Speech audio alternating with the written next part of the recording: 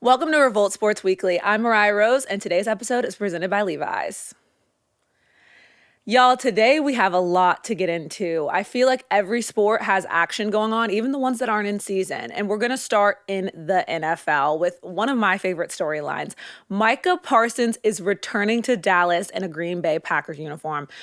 Listen, y'all, the Cowboys playing the Packers already would be a big deal, but their ex coming to town makes it even bigger of a deal. So let me tell you the context of what happened. Micah Parsons and the Green Bay Packers are set to play in Dallas this week. Micah Parsons was traded this past offseason due to reported growing tensions, Jerry Jones waiting too long to get that deal done, and a desire for a long-term deal. He signed a 4-year, $186 million contract with Green Bay. Now, things are going really well in Green Bay. They look like a contender to go to the Super Bowl. However, they are coming off a loss going into this game. So while it's already a revenge game type of moment, it's going to be even bigger because he's returning to his old stomping grounds. And he said it would break his heart if he has to sack Dak Prescott, his guy. I don't believe him. I don't believe him at all. He is going to be so excited to do that. And I feel like the fans are going to be excited to see him back, and they're going to want that to happen because they want to teach Jerry a lesson. Stop waiting so long to sign our players that we love. Now, Jerry confirmed that there will be no tribute video because it's not appropriate this way. He referenced Hall of Famer Emmitt Smith's video as a different story. Micah Parsons said he's unbothered by the decision, saying that he thinks it's about hard feelings on their end. That's shady, Micah. We know what you mean by that. I'm doing well. I went to my new place. I'm doing amazing. Look at them. Horrible defense. Look at me. Super Bowl defense. Gotta love it. While we're in the NFL, I feel like I love the NFL because there's always so much football drama going on, but it's like petty on the back end. You know what I'm saying? Like when you really peel back the layers, it's like, what is happening? Jackson Dart and the New York Giants. Let's talk about it. So, the Giants have officially benched veteran quarterback Russell Wilson for rookie Jackson Dart. He was a 2025 first-round pick after Russell Wilson's inconsistent start to the season. Jackson Dart is a dual-threat quarterback, and he's making his first NFL start this week against the undefeated Chargers. First and foremost, I want to say I went to a Chargers game last season. It's crazy how things flip in the NFL. It wasn't giving undefeated Chargers, we're scared to put our rookie in against them last year. Let me tell you that. And they have really made a turnaround. And a lot of people have been talking about if Jackson Dart should feel pressured in his debut game because basically they're putting the head coach and the general manager's jobs on this kid's arms. Basically saying, look, this is our last shot to keep our jobs, Jackson. We need you to go out there and ball. Let me give you the real. If I were Jackson Dart, which clearly I'm not, but if I were, I would feel zero pressure, negative pressure, not an ounce of pressure. Because if you were already supposed to get fired before I got here and I go out there and I don't play well, how is that on me? Because you see, Daniel Jones is in Indy playing like an MVP candidate and I'm a rookie. So if I go out there and I don't play well and you're already on the hook as a not so great coach, is it more about me if I don't play well, or is it more about you? I would just go out there and do my thing and see what happens. If anything, I don't play well and you get fired and I could get a better coach. I don't know. We'll see what goes down, but I don't know why people feel like he should feel so much pressure. If anything, if I were him, I would be feeling quite comfortable in my place because 2 veteran QB1s are sitting behind me on the bench, Jameis Winston and Russell Wilson. So we'll see how this goes. So how bad are things with the Giants? Well, the reason that Coach Brian Daboll's job is in jeopardy is because since his last playoff win in 2022, Daboll's Giants have gone 9-28 in the regular season. Wow. Wow. Moving on. You guys, I'm triggered by my most recent card. I'm triggered, y'all. Georgia versus Alabama this weekend. Now, I love college football. College football is unlike any other sport because people take it so personally. Here's the thing. I will never be an Atlanta Falcon. I will never be an Atlanta Hawk. I will never be a Los Angeles Laker. You will never be a Dallas Cowboy. But I was a Georgia Bulldog. And I take being a Georgia Bulldog, very personally. And this weekend, the Georgia Bulldogs face Alabama. If I sound biased, it's because I am. The Georgia Bulldogs play Alabama. Now, a lot of the iconic college football rivalries are gone because of all of the reconferencing, but Georgia-Alabama SEC football is alive and well. And in the history of this rivalry, no matter how good the Georgia Bulldogs are and how bad Alabama is, seems to be our kryptonite. So I have a message to the Georgia Bulldogs. Get it together. Get it together. Nick Saban isn't around anymore. I want to see us not only go in there in our home and go crazy, I want to see us win and blow them out. Don't even let me be scared for 1 minute. Now, I got a question for College Game Day, because what do you mean that you're going to Oregon? Anywhere else but the South, to Athens this weekend? What? I get it. Big Ten, do your thing. It's cute. But Georgia, Alabama, and Athens, that's exactly where they need to be. Now, let's talk about the best rivalry in college football. Because Georgia, Alabama, I don't feel like it has the history to be the best rivalry in college football. I know there's a lot of iconic ones, Army, Navy, lots of iconic rivalries. But I would argue the only one that I would say rivals Georgia, Alabama in my eyes, Michigan, Ohio State. I feel like people sleep on that one, but they genuinely have beef with one another. Like that game every year, I look forward to it, mark it off on my calendar.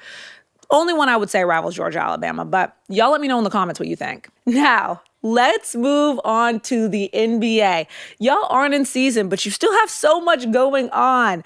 Let's talk about the Lakers and Kawhi Leonard. So, apparently, Kawhi Leonard's uncle played a big role in his contract talks, and the Lakers laughed at him when he had crazy requests in 2019 during free agency. What crazy requests? I mean, he's Kawhi Leonard. How crazy can his requests be? Let me tell you. So, Kawhi Leonard's uncle, Dennis Robertson, hi Dennis, big fan, has been a major influence in Kawhi Leonard's career. He has made some extreme demands during free agency talks, including, but not limited to, ownership stakes in the team, private jet access, houses, guaranteed endorsement money, and multiple teams, not just the Lakers, the Spurs, the Raptors, the Lakers, and the Clippers, found his requests unusual and difficult to handle. The Clippers are now under NBA investigation for potential salary cap circumvention. What does that mean? So the Clippers are being investigated because they found a sneaky way to get around the salary cap to basically give Kawhi more money, allegedly. Basically, they gave Kawhi Leonard a $28 million endorsement deal with a company that's connected to the team's owners. Basically, it looks like they may have paid him extra money under the table that wasn't supposed to count towards his salary. Sneaky Clippers. Now Adam Silver is going to be investigating. I mean, what are they supposed to do? The man is demanding houses, cars, your firstborn to play for your team. They had to figure out a way around that salary cap to get Kawhi Leonard, which is a little bit unfortunate because he's been limited to 266 out of 472 games since 2019. He's played in basically half of their games and demanding houses and cars and owning the team. Brave Kawhi, but he has been highly effective when he's on the court, so gotta do what you gotta do. To some other NBA news, my favorite offseason storyline every single year, Zion Williamson lost weight. Woo! Congratulations, Zion. Listen, new body, new player. I see you. He says that he has really felt a shift in his body this offseason. He hasn't felt like this since college or even high school walking into a gym. He feels like he can just walk into the gym and feel good. And that's because of an intense offseason program where he was doing boxing and working out on a football field for whatever reason. Zion, I hope you weren't working out on a football field with other people. That doesn't sound safe. We need Zion like wrapped in bubble wrap on a treadmill by himself, okay? Not on a football field. That kind of scares me. However, he looks great. He seems to feel great. He looks happy. And he says that the new Clippers staff that they've implemented are really holding him accountable, which kind of sounds like shade. However, If it works, it works. We are in year 7 of Zion's career. It is a little bit scary that we're, for the 7th time, saying, woo, it's going to be different this time. But I'm actually hoping it is different this time because there were such high hopes for Zion Williamson's career. And I don't want him to go out like that and be a bust. You know what I mean? I want him to go out and be the Zion that we saw at Duke. So all the best luck to Zion. All the best luck to the Pelicans. If they can stay healthy this year, how dangerous do you think they are? Now, let's talk a little bit about the MLB. I love baseball, you guys. The pageantry around it. I love to get a little drinkity and a hot dog at a game. It is so much fun. Now, let's talk about Cleveland because Cleveland hasn't had the best sports news as of lately, but the Cleveland Guardians, after being down 15 and a half games on July 8th, now lead the AL Central after the Detroit Tigers' historic fall. Now, the second question I have for the MLB is, can the Dodgers turn things around in October and be the team that we were expecting them to be? The reigning champs. Like, come on now. It's time to wake up. Will they rise up again and have an incredible postseason to win back-to-back World Series? I don't know. Now, staying in the MLB has approved robot umpires for 2026. Robots? What's next? Are we going to have ChatGPT refs and AI coaches? And that scares me. I don't know how I feel about the robot umpires. And what if they're wrong? You know what I mean? You have a certain amount of challenges and ways to get around that. I guess I shouldn't be scared if they're wrong. I should be more scared if they're always right, because then we all get them replaced. And then how long is it going to be before the athletes get replaced? And we give Kawhi Leonard bionic legs so he can play in every single game. See, y'all, it's getting messy. I'm going down a rabbit hole. We are moving out of the MLB. Y'all are scaring me. Let's talk a little bit about the WNBA playoffs. Woo! When I tell you it's heating up, okay, the New York Liberty fired their head coach just 1 season after winning the title. They're starting to sound a lot like their counterparts in the NBA.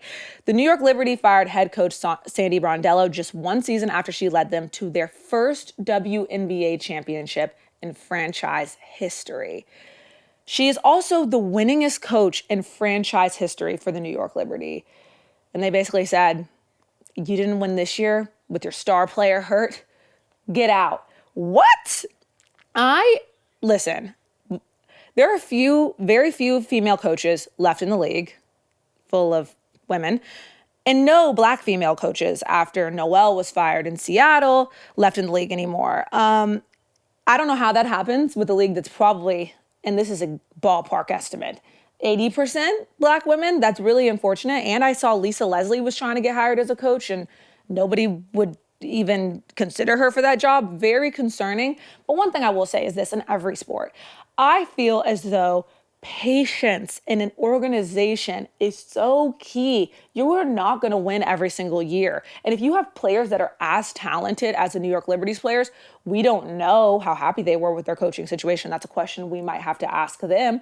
But if they are happy in that situation or comfortable in that situation, why interrupt it? Because they went to the playoffs this year. They had a lot of injuries. Why not continue with that? The Denver Nuggets in the NBA are a great example. They had continuity, patience with their core, with their coach, and it worked out for the best for them. So I would like to bring a little bit of patience back into sports. Just because you didn't win the championship every single year doesn't mean you get fired and hire a new coach. I couldn't imagine being an athlete and every single year I have a new coach and I'm going into a new system and I'm dealing with a new coach. Because one thing that fans don't realize is a lot of the times when they fire that coach, they're firing their whole staff. They're losing a lot of members of that organization that the players are used to seeing every single day that are really going to disrupt their flow. So especially in a league like the WNBA where so much is changing so quickly, I think continuity and patience can't be the worst thing, but what do I know? All this talk with the Cowboys about a tribute video got me thinking about something that really has been under my skin as a sports fan. Okay, who should or shouldn't get a tribute video when they return to their old team?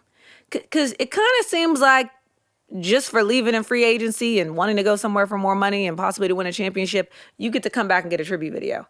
And then people act surprised and hurt and shocked when they get booed. Now, my philosophy for whether or not you should get a tribute video as the GM of nothing is you should have either been there for 8 or more years or have won a championship. Otherwise, no tribute video. And honestly, because I'm trying to think, if you show up and you win a championship one year and you're just like a role player, nothing wrong with role players, shout out to y'all, but do you get a tribute video? Not really. So you have to be like 1A, 1B, 2A, 2B kind of player to have only won one championship. Otherwise, 2 or more. And you have had to be there and be the star player for 7, 8+ years. Otherwise, no tribute video. We're not giving tribute videos to role players that just decide they want to go or that we trade because our team wasn't good enough when they were there. No, you have to have been 1A guy for a certain amount of years or have won a championship. Otherwise, you don't get a video. Plus, like, the fans don't want to sit through that. You know what I'm saying? Like, maybe post a tribute video on social media, send it to them, text them. We miss you, bro. Otherwise, no. And I will say, because John Collins from the Atlanta Hawks got a tribute video when he came, and he was the longest tenured Hawk. He didn't win a championship, but that makes sense. He was here longer than anybody else. But just any role player getting a tribute video, not a fan of that myself.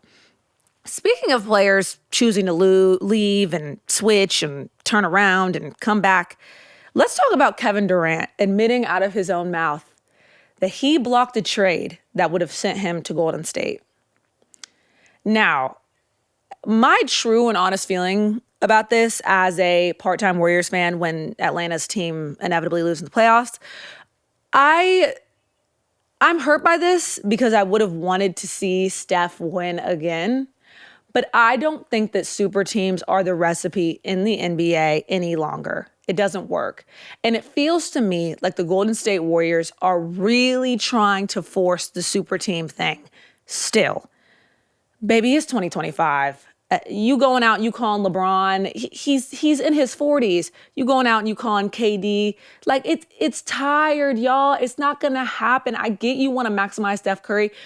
The new way to do this is by drafting really talented players, by building a team around him, maybe having some big guys, Warriors, big guys on the team who can get rebounds and stuff like that.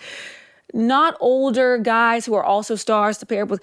That recipe isn't working anymore. And Steph is too good for that. Injury prone or older players to come and save the day for him. No, it's not working. Warriors, super team era, let it go. No LeBron, no KD, no Giannis. It's tired, y'all. Last thing I want to talk about is I just saw a list of the top 10 players going into this NBA season.